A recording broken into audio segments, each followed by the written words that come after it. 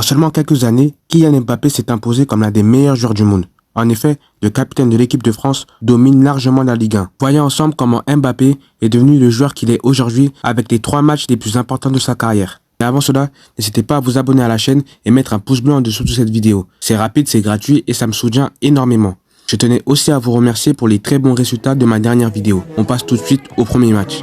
En 2017, Monaco arrive en quart de finale de Ligue des Champions après avoir éliminé Manchester City en 8e de finale. Le 12 avril de cette même année, le Borussia Dortmund reçoit Monaco au Signal Iduna Park.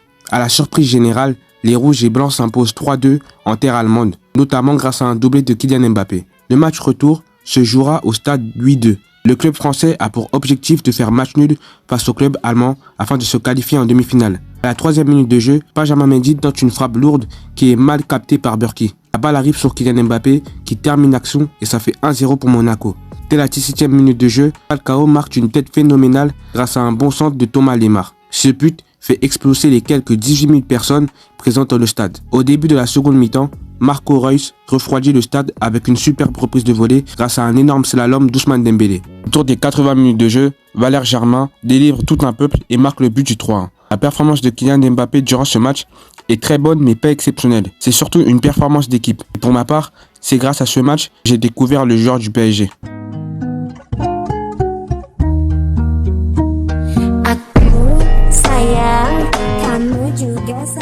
Le 18 décembre 2022, l'Argentine et l'équipe de France s'affrontent en finale de la Coupe du Monde, organisée au Qatar. Après la première mi-temps, les Français sont totalement dominés, ils n'ont même pas tiré une frappe. Ils se font mener 2-0 grâce à un but de Di Maria et de Lionel Messi. À la 77e minute de jeu, Didier Deschamps effectue 2 changements. Kingsley Coman rentre à la place d'Antoine Griezmann et Camavinga remplace Théo Hernandez.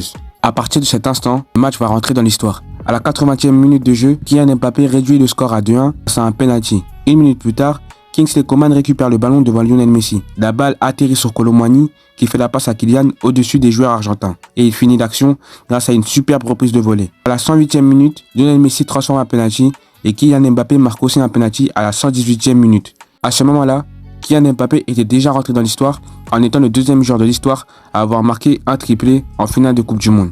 Malgré son match incroyable, l'équipe de France s'incline 4-2 au tir au but face à l'Argentine. Bon, la fin de ce match est assez triste, mais j'ai choisi de la mettre dans la vidéo car le match est incroyable. Troisième et dernière histoire de la vidéo. J'ai décidé de finir la vidéo sur un bon moment. On m'a parlé d'une autre finale de Coupe du Monde, celle de 2018. Le 15 juillet 2018, la France et la Croatie s'affrontent en Russie. Dès la 18e minute de jeu, les Bleus mènent 1-0 grâce à un but contre séquent de Mandzukic. Peu après, la Croatie égalise grâce à un but d'Ivan Perisic. Grâce à un penalty d'Antoine Griezmann, les Bleus mènent encore au score de 1. Et pour vous résumer rapidement le match, l'équipe de France s'impose 4-2 grâce à des buts de Paul Pogba, Antoine Griezmann et Kylian Mbappé.